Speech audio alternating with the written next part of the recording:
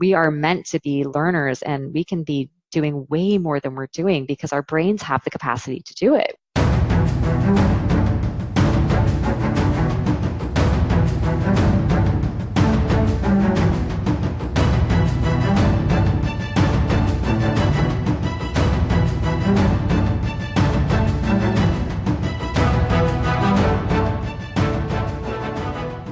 Yo ho ho! Today in the Days of Change podcast, we have a real pirate with us on board, and our subject will be the brain.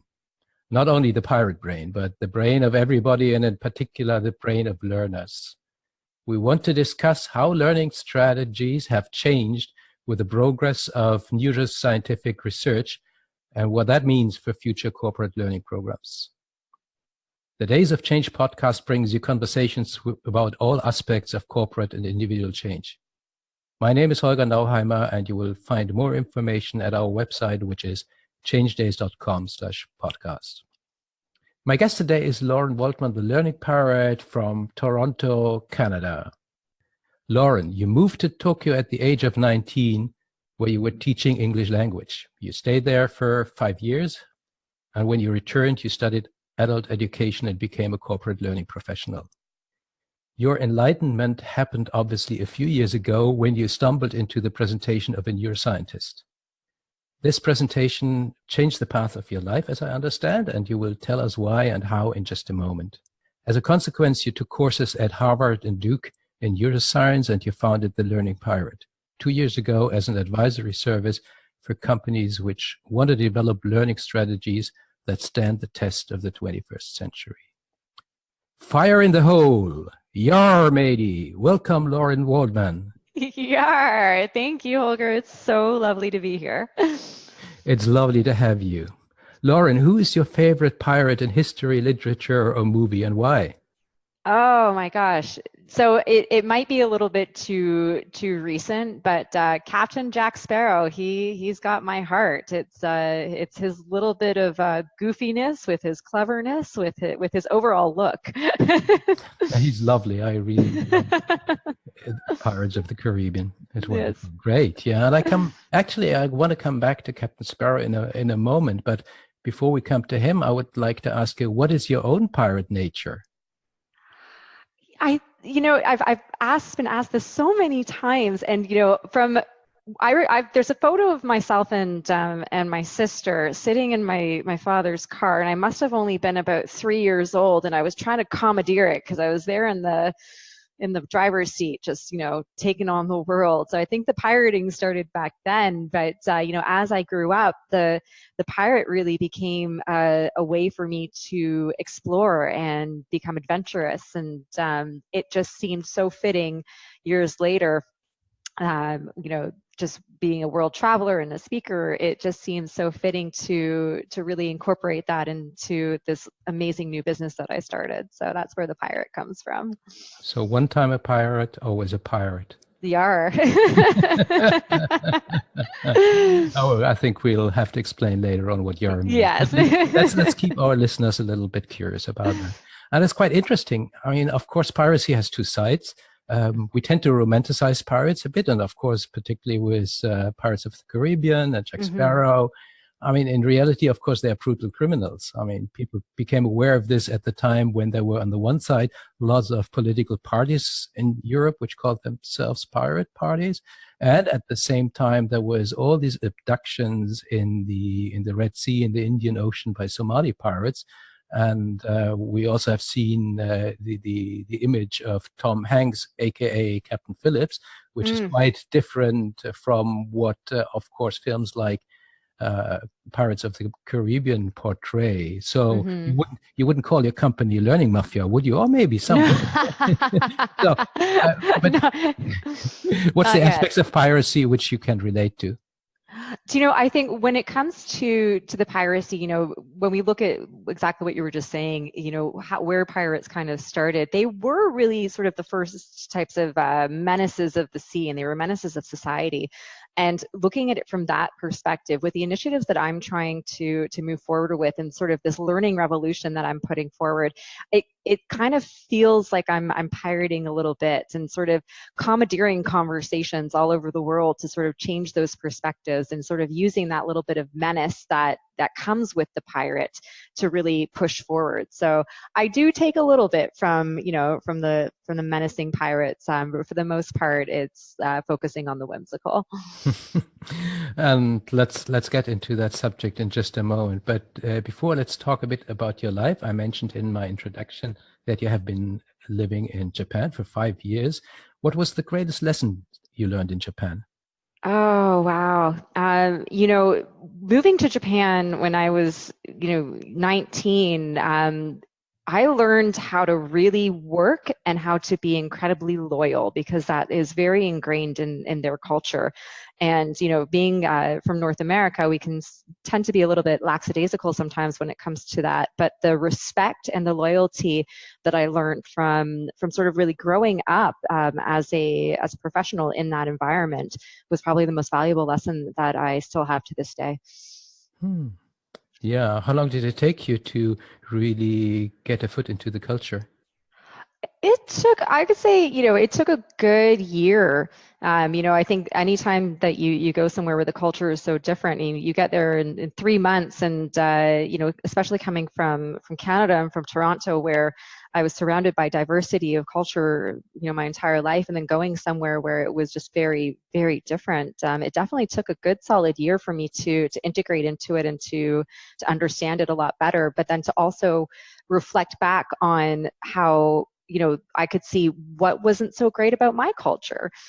So it was a really, really interesting perspective, especially at the age that I was at, to get about, well, maybe my culture is not so great and where I come from isn't so great. And that difference in perspective was really empowering.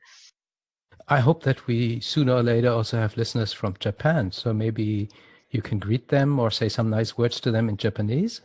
Oh, sure. 皆さん、こんにちは。ローレン先生です。はじめまして。よろしくお願いします。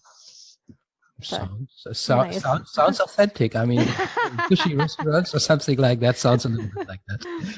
Yeah.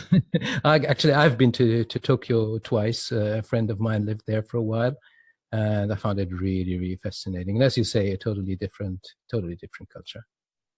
Then you came back and became an HR professional. And before we dive into the neuroscience part, which obviously will take quite a chunk of this show, let's talk a little bit about learning and development. How did you see when you came back the L&D landscape, and how did you see it change over time? And how is it now? I mean, there's a lot of development in the HR and in the L&D landscape. What do you see?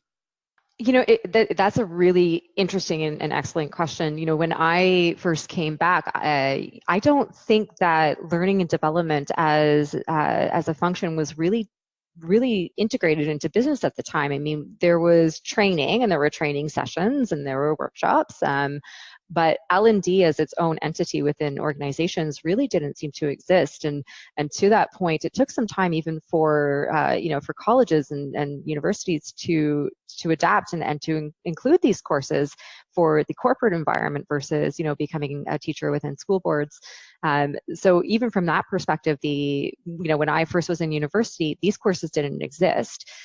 So, you fast forward, 5-10 years later, and all of a sudden we had an emergence of it, which was wonderful. But, having worked in HR, I started off back as a recruiter and always doing learning in some capacity or not. It was really watching as the role of learning started to be more defined within organizations. And it's interesting because through that we got to see, okay, well, what is learning versus what we were calling it for so long, which is training. And from my perspective, training and learning are two very different things. And I'm now more on the let's learn, let's not, there's a function of training, but learning is where we should be putting the focus. But I think even now, in the day and age that we're in right now, learning is definitely becoming more of a topic and a workplace topic, which is wonderful, but it's still not as much as part of a work culture as I personally like to see it. I like very much what you say, because that's exactly my experience. And I still see a lot of HR departments which look at it from a training perspective. The typical 2 days training workshops with which I earn a lot of money, delivering 2 days communication or leadership or agile practice courses or so, but which don't really have an impact on the learners. And my impression is that still a lot of HR departments plan something, roll something out without a real contact to the business. It's changing, but it's changing slowly. Correct.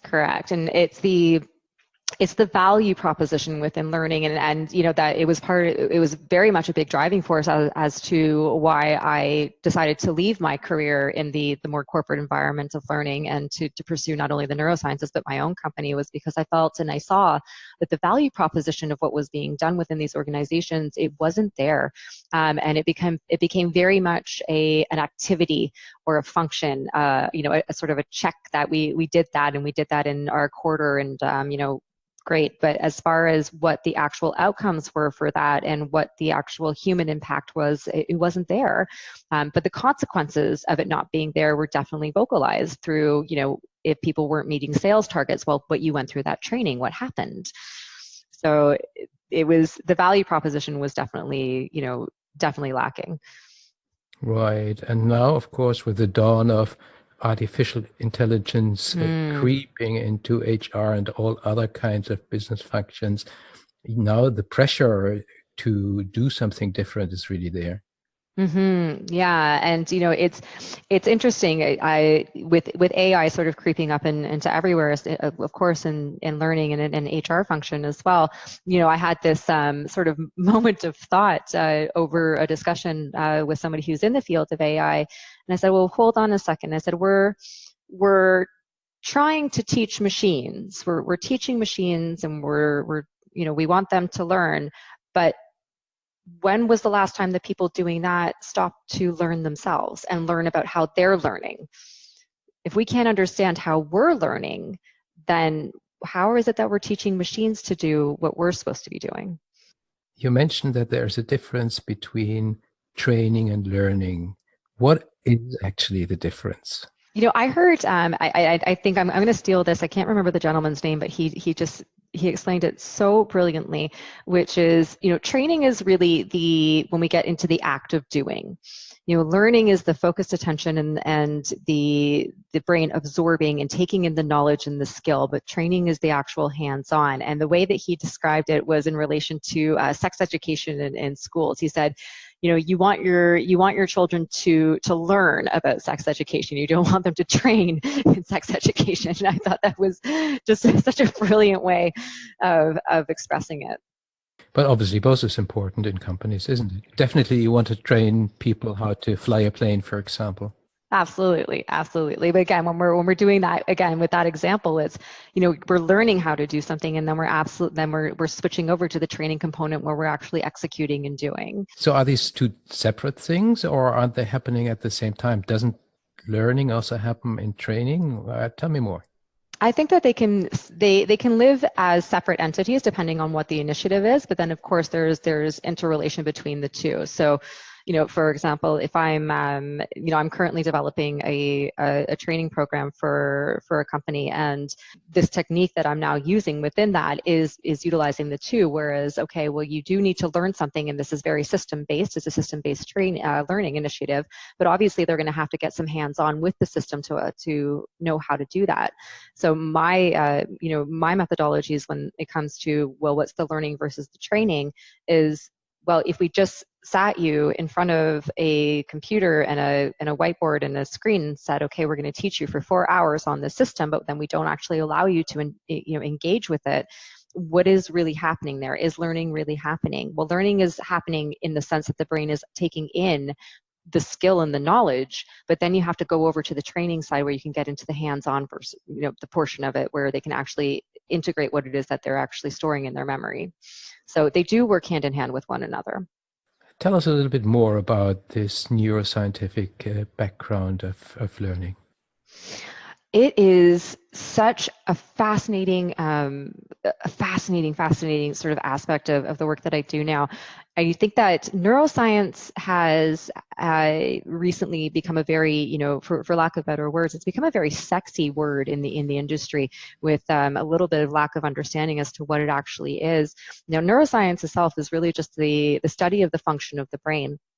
And from that, we get the subsets of educational neuroscience and cognitive neuroscience. And that's really bringing in all of these subsets, or really allowing practitioners like myself to take the research and the methodologies that the scientists and the PhDs and everyone is doing, and translate that into great methodologies to put back into the workplace. So when we talk about the neuroscience of learning, we're going much deeper into the functions of the brain. How is it taking in information as it's being processed? And how do we utilize that information to actually design and facilitate something that is more conducive to long-term memory storage, and then, of course, retrieval and recall when the learner needs to use it? Actually, I don't know what I told you. Neuroscience is a passion of mine as well. I tell you, I tell you a secret. I started writing a novel a few years ago. It was a story about international terrorism. I didn't finish it. I wrote about 250 pages and then I gave up. But it was very interesting because the main character, the investigator, so to say, was a neurophilosopher. So I was very fascinated at that time of Patricia Churchland, who is the grandmother of neurophilosophy. So I read a lot of scientific literature about neuroscience. We don't want to do a neuroscience lecture here, but tell us a little bit about the main aspects of the brain that support or hinder learning. There are obviously quite a few, and the brain does learn as a whole. And if we wanted to dispel a few myths as we sort of continue our conversation, you know, there used to be this myth, and in some places it still exists, that we only use 10% of our brains, which is just, I can't even imagine what that would look like in real society. You know, if people, yeah, like it's just drooling zombies walking around. But when we think about learning, and you know, I think anyone can sort of relate in the brain. The one really strong aspect in our brains is called the amygdala, and the amygdala is controlling our emotional centers, and emotions are very highly tied to learning. And if we think back to, you know, our earliest memories of children when we were trying to learn to do something, we can all recall at some point, either a moment of joy or absolute, in my case, fear when I was thrown into a pool, and, you know, at a young age, and that's how I was taught to swim. So that emotional connection really does play a very strong one. Emotion drives our attention when we're learning. It creates feelings based on the experiences. It can trigger us. You know, as far as it feeling good, we've got the endorphins and the dopamine components that when we're really truly experiencing what, you know, I would call a learning high, those are taking, you know, the biological effects are taking place. But, you know, in the opposite side of emotion, you know, if you have very high levels of cortisol, and cortisol is, as we know, it increases our stress. That's what we feel when we're feeling despair or when we fail. So that emotional connection within the brain and learning is incredibly strong. It's definitely one component. That's quite interesting. Your story of being thrown into the pool reminds me of a story of myself where I learned very, very quickly. It happened about 4 years ago. I was away from home, about to deliver a training course. It was in the morning. I was in my hotel room. I went to the shower and I slipped in the shower. Oh. Classical thing. I slipped, I fell, and there was like a little step at the shower, and I would say a few centimeters and I would have broken my neck. Oh my goodness. I was kind of happy that my arm stopped a little bit and my head stopped a little bit, and I didn't have a concussion or something like that, but really 2 or 3 centimeters and I would have been dead or paraplegic. And even as you're saying, you know, it's interesting because as you're recalling this story, I'm listening to the choice of words that you're using. I'm listening to the aspiration. I'm listening to the aspiration in your voice because you can hear the memory come back. Oh, absolutely. Absolutely. As if I was there again. But here comes the interesting thing. Since that day, I always secure myself if I go into a shower, or at home we have a bath tube with a shower. So I always have a grip on something. Always. Yes. Since that day. It has never happened since then that I slipped again. Yes, we definitely, and again, those emotional ties, we learn from those experiences. I remember, another story when I was a child, I remember wanting to make waffles. And I remember watching my father, just years of, blending up the batter and whatnot. And I learned a valuable lesson, which is you're supposed to put the lid on top of the blender.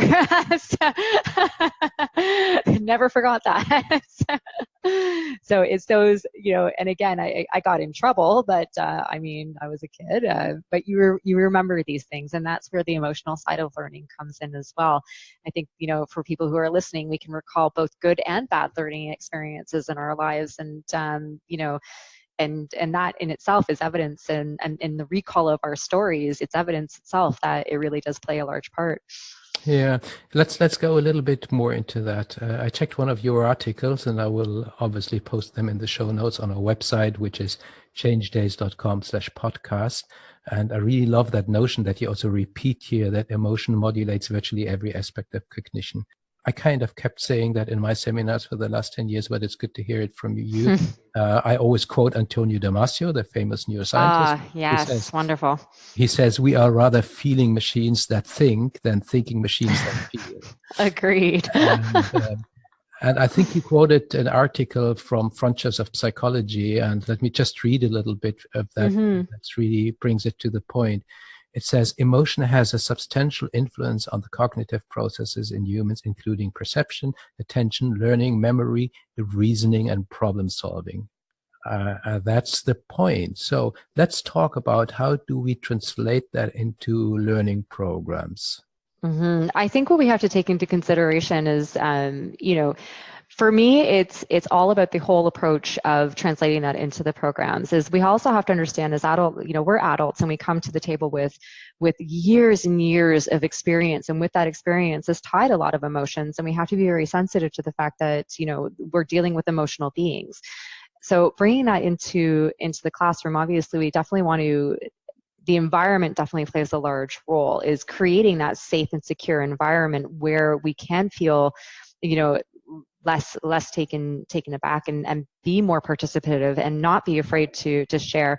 And I think if we look back to how we were educated as children, we might have some of those sort of those not so great memories of being embarrassed in class, or not feeling emotionally secured, or being called upon when you really didn't want to. So we still have some of those as we grow up, and we take those into our learning environments moving forward. So when it comes to the emotional security of your learners, it's really, really crucial to sort of take that into consideration. On top of this all, we never know, as humans, life is the most unpredictable thing. We don't know what people are coming to. They might have had a really bad morning. They might have been coming in, had a really traumatic experience. We really just don't know that. And I think to take those things into consideration as well, to create that safety environment is really crucial when you're starting to facilitate. Yeah, that's of course hard for a facilitator. Let's say not hard, that's the art of facilitating. Because you have, let's say, 15 or 20 people in the room. Everybody comes with a different story. They have work on their desk. They have maybe something going on at home or what have you. And then you come in as a facilitator, and you sense there are some people who really have to deal with other stuff. What's your tips for trainers to deal with these things which can even go up to resistance? For me, it comes down to one thing, and this might sound incredibly simple, but I can title myself as a facilitator. I can title myself as a human, and I really, when I go into any room or any event, whether it's 20 people or 2,000 people, I'm taking away any sense of hierarchy or whatnot, and I'm presenting the fact that, number one, I respect, and again, part of my profession and knowing what I do know about the brain is when I look in a room full of people, in a room full of learners, I just see infinite amounts of wisdom, just infinite amounts. And I think humbling yourself to expose that, and to put yourself at the level of, I'm here to guide and I'm here to learn with you and from you, and I'm just one of you. And I think that when we take that barrier away of I'm facilitator and you're learner, and we all engage in the experience together. That's probably one of the best tips I can give somebody, is to just remember that we're dealing with humans with experience, and you're one of them. Take away the hierarchy, take away the titles. Yeah, I like that, and probably I'll do the same. And I also feel there is a thin line, because I totally agree to what you say. And at the same time, I know that some participants, some learners, want to have also a person in front of them who also submits authority, who breathes some authority, or let's say reputation or reliability or something like that. I think then, when it comes to that, I think that's really has to, when we're looking at sort of the reputation, reliability, et cetera, is what we're really looking at is people's trust. And that's, for me, that's really important for me to get right from the very get-go is can I earn your trust by demonstrating to you that I'm here to share everything that I know as an expert in what I do, respecting that you're an expert in everything that you do. So can we establish that level of trust with one another? And I believe that by doing that, you sort of break down that first barrier, which is, when people do come into a new experience, or even when they're revisiting an experience that can feel somewhat uncomfortable, we then go back again to that emotional center in the brain, and it triggers fear, and it triggers fear very quickly. And I think it's our responsibilities as teachers and educators in the world to really take hold of that, because once that fear sets in, it's very hard to take that offline. And that's what we really need to focus on, is we want to, again, humble ourselves as a learner. If you're in that room already, you've probably already established your credibility as either a subject matter expert or someone who's got the credentials and the credibility to be there. So establishing that trust with the learners and taking away the fear should be at that forefront of kicking off a really wonderful learning experience. You mentioned one of the other of my favorite topics, which is trust. Do you have any neurological insights about what trust actually is? Because it's fuzzy. I mean, what is trust? I mean, it's even difficult to explain without using any metaphors from the brain. But do you have any neurological insights about what trust actually is? I think, trust, and I don't have, I can't back this up by any research or, scientific evidence at this point, but because trust is one of, again, it's an emotion, and trust is an emotion that, like every emotion, aside from the very primitive ones that, we've had for, years and years and years, we create our emotions based on our experiences. So if we go back to a very, very young age, is who did we trust? Well, we trusted our parents to guide us and take care of us and to, pick us up when we fell. And I think that sense of trust is ingrained in us from a very young age, and whether or not, that was sort of nurtured and really sort of spoken to, did I trust my father after he threw me in the pool? Well, maybe took a while. I wasn't going near him again, near a pool, but it really has to do, again, we're dealing with an emotion that is being created, and then we are then sort of carrying with us for the rest of our lives. That means in the moment we meet a new person, our brain compares what we have experienced in our life with the first encounter with this person, right? It's experiencing that. Now the really cool thing was when we're meeting somebody for the very first time, this is when our very primitive brain takes in, and that's when that amygdala part, again, it's sort of firing up, and we go back to a time where, maybe the dinosaurs existed, and we have to figure out, do we have to run from this thing, or do we attack? What do we do? And when we meet somebody, they've done experiments on this, it's less than 20 seconds, your brain has already decided, is this person a friend of mine? Are they do I need to run from them? Do I want to fight them? Do they want to mate with me? Do I want to mate with them? So it goes back to, we make very, very fast, our brain makes very, very fast judgment calls on people that we meet for the very first time. Let's get back a little bit to the start of our conversation when we talked about corporate learning programs, L&D programs.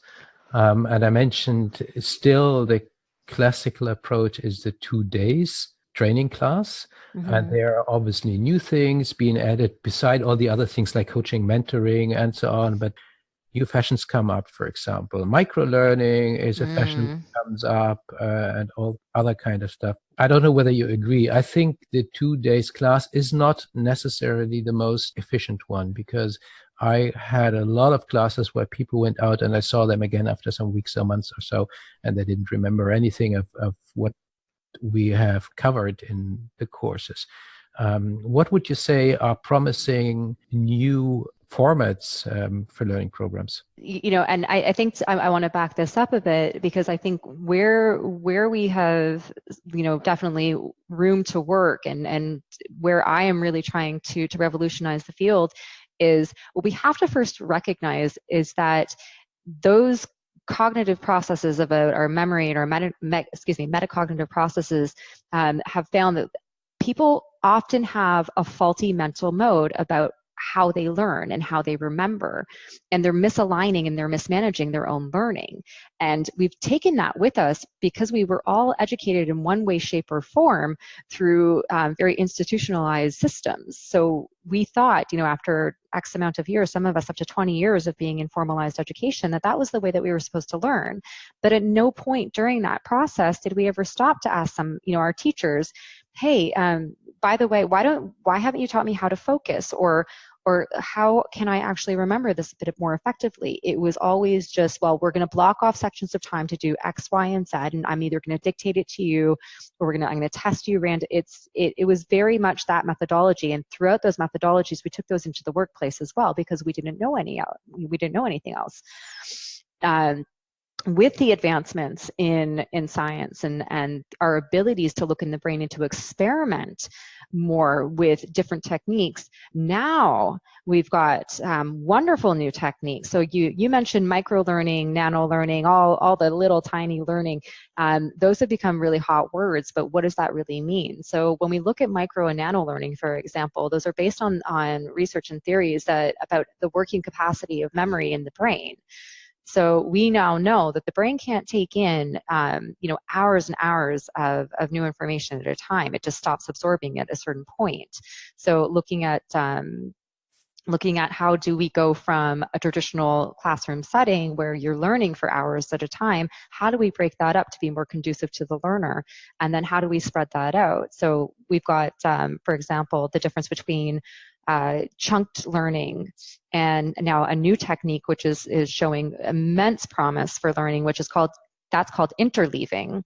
So whereas you've got in sort of blocked learning, you're looking at a pattern of, you're looking at one topic, and that might be topic A, and then you go, topic A is the first block, and then you're going to move on to topic B, and you're going to move on to topic C, and that's very traditional. Whereas when we're interleaving, what we're doing is we're mixing up those. We're taking A, and then we're going to D, and then we're going to C, we're coming back to A, and what that's doing, it's challenging the brain to make more meaningful and deeper connections to what is being taught. I love that. And at the same time, I think, wouldn't you also lose some of the learners who really have difficulties to jump back and forth? Well, the key to the methodology is that you're always sort of interleaving with topics that are relevant to one another. So in one way, shape, or form, you're making correlations to the previous topic. So you're always building upon it. Now, to your point, though, it is what they have shown as far as the research is that the learning curve, when we're using these techniques, the curve is much steeper. It is more difficult, but the outcome and the return on that investment is much higher. Any other new learning forms that you see coming up? Yeah, there's several. I mean, when I'm doing my workshops and my lectures, what I like to also remind people of is we often take for granted the environment that we create when it comes to learning. And what we need to remember is that the environment in which we learn becomes part of the memory. So when you are designing or when you're facilitating, if you have the ability to create an environment that is similar to where the actual learning is going to be used, take that into account, and whether that be through, if you have the advantages of the budget of to incorporate technologies, that's wonderful. Or again, using the environment with emotional triggers to be able to really get the learning into the places that we want it to be. So I think part of this is also having sort of an overarching understanding of how memory works, and what is the difference between short-term, long-term, working, etc. Our goals as educators, but also our goals as learners, is we want to get the things that we want to remember into our long-term memory, and we don't do that by cramming it in for hours. So I often use the example of whether you're in high school or university, and you'd spend you'd be up until midnight, 2 o'clock in the morning, cramming for a test the next day. So you might be able to get a little bit of that test done, but then that is gone, because it's just, you haven't learned it. You've just kept it in a holding spot for as long as you need it, and then it leaves. You started to debunk some myths about the brain. Let's debunk some more. And there, I have some favorite myths. The myth of learning styles, that people have a specific learning style. I know you love that. I do. I call it the most profitable myth of learning, because it really did, it made some people very, very wealthy. Yeah. So when it comes to learning styles, and the way that I describe this, because I was at a conference the other day, and I was stumping people by going up to them saying, hey, do you know how you learn? And they said, oh yeah, I'm a visual learner, and I'm an auditory learner, I'm a this learner. And I said, well, your brain learns as a whole. So how does that really work? And I think when it comes to learning styles, we have really convinced ourselves through conditioning. And so people don't recognize anymore that you've conditioned yourself to have a preference towards a learning style, but it's not actually the way that we learn. Next one is left and right hemisphere of the brain. So according to the theory, the right hemisphere is the more artistic and creative one, and the left is more academic and logical side of the brain. And as far as I know, that's not holding true. I think that I don't see any evidence towards that. And when you actually understand, when I look at when I think about the left hemisphere of the brain, okay, what am I thinking of? I'm like, oh well, there's a lot of our language sensors are there. So does that mean that that's our linguistic side of the brain? Well, not necessarily. I think when people recognize the fact that the two hemispheres are in constant communication with one another, and are working with one another to produce the tangible movements and everything that we do in our outside world, then looking at it as just one side or the other doesn't make too much sense.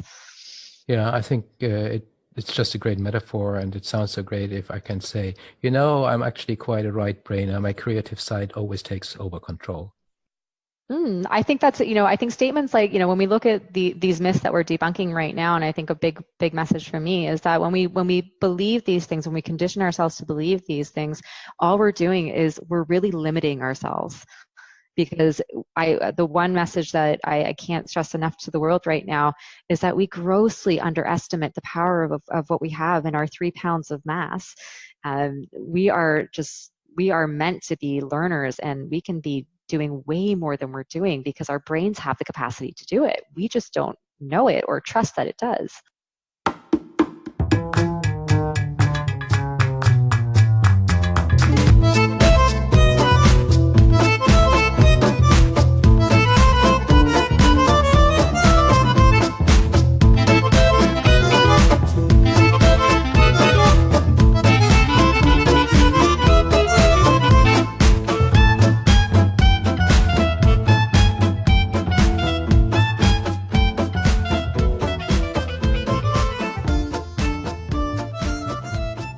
Lauren, we would like you to give our listeners a little tool, so something which they can apply right away today or tomorrow.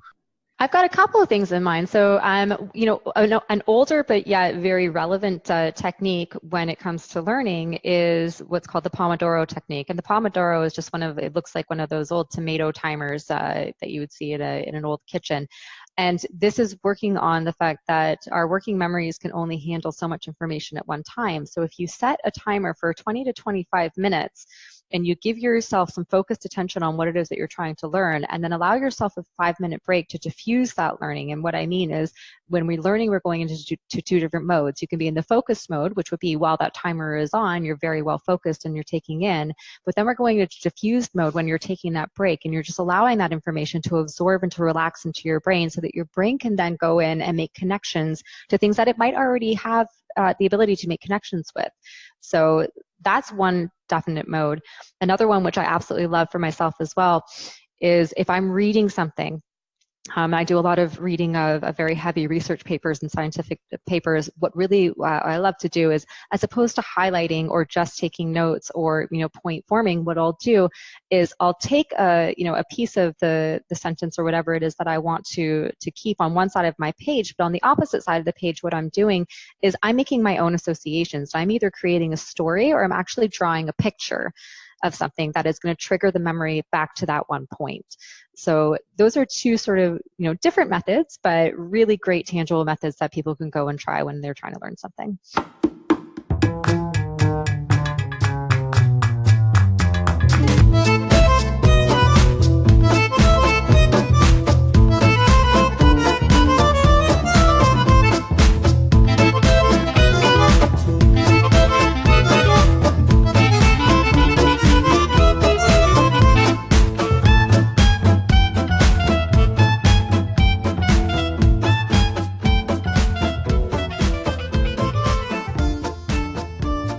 Yar! What's the yar, actually? Oh, yar. Yar is the ideology behind Learning Pirate, and yar came to life because of my piratey ways. For years, I had been saying that word just in general conversation. And YAR came to life when I actually had completed my first studies in neuroscience, and the largest YAR of my existence had come out of me. And sitting there, I was like, well, what does that actually mean? And I was like, oh my goodness, it means you are really ready. And it was that moment, that feeling of learning. I'm like, I can pass this on and I can teach other people. And that's the moment, those are the moments that I really want to give to people when they're learning, is those moments of YAR where you leave that room and you're like, yes, I am so ready to go and do this. And that's what YAR stands for. You are really ready. YAR. YAR. Give me a number between 1 and 70, because I have 70 questions in front of me on a list, and I want to ask you one of these 70 questions. Give me a number. Number 9. What's something you like to do the old-fashioned way? I like to write letters. I like to handwrite letters. So I don't, when it's something that I really want to have meaning, I don't just send an email or I don't text. I'll sit down and I really do like putting pen to paper and then sending those letters off. I'll text you my address and you write me a letter. I would love to. There's something about receiving a letter as well as reading one that's just very nostalgic and joyful.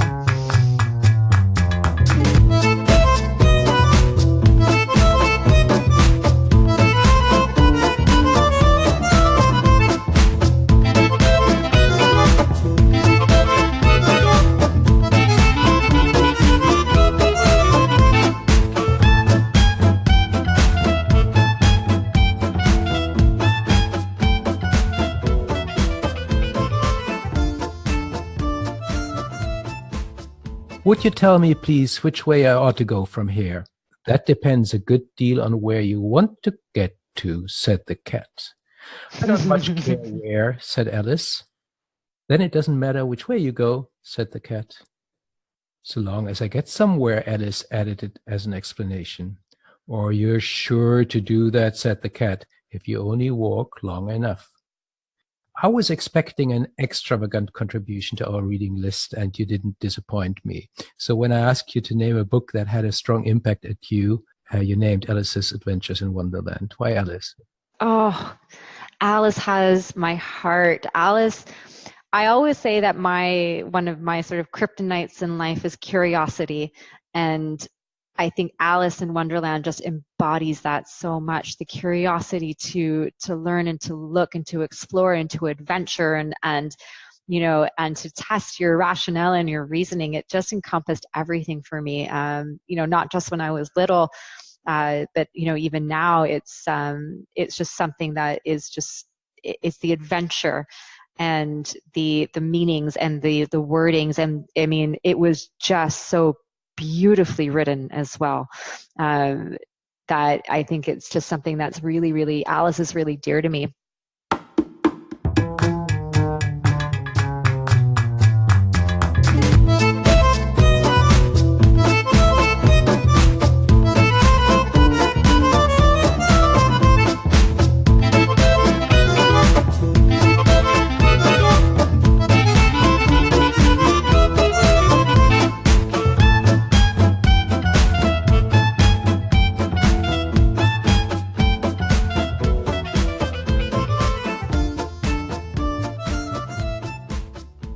For those who listen to the show for the first time, we have a Spotify music playlist, which is filled by suggestions of our guests. And you will find the link at our website, which is changedays.com/podcast.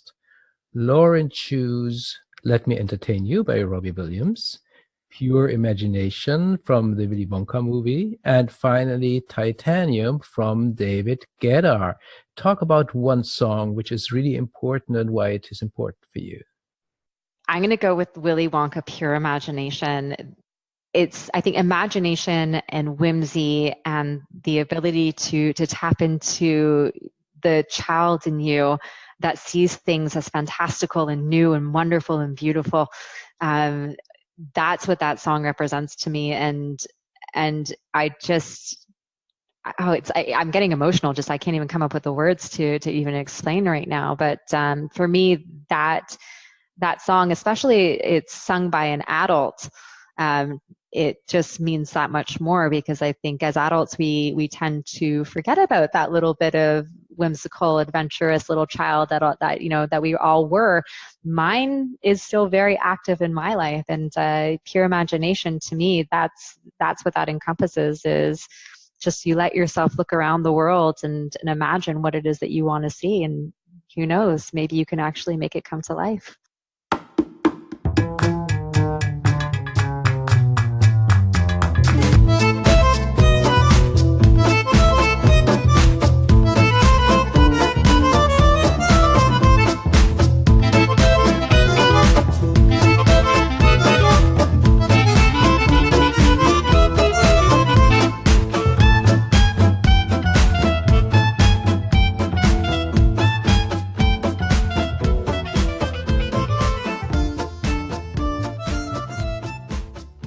Laura, we met actually only half a year ago, or even less than half a year ago, 4 months ago, at a special occasion, the Toronto Change Days. That was your first Change Days experience, because it was the first Toronto Change Days and you hadn't shown up before at the Berlin Change Days.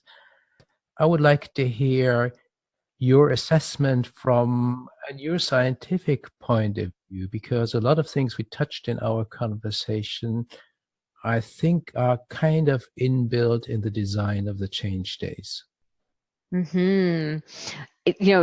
Being part of something like Change Days was so special and so unique, because it really does encompass a lot about what I was speaking as well. You had just a beautiful group of people come together, not for a conference and not for an event, but for an experience. And it was such a powerful learning experience, because the learners were very much in control of what they wanted to do, and the environment became part of it, and the socialism of what was going on with everybody connecting. It was just phenomenal. From my perspective, being able to facilitate in such a unique way in the environment, and being able to utilize that and to take my learners on an actual adventure through the space was absolutely phenomenal.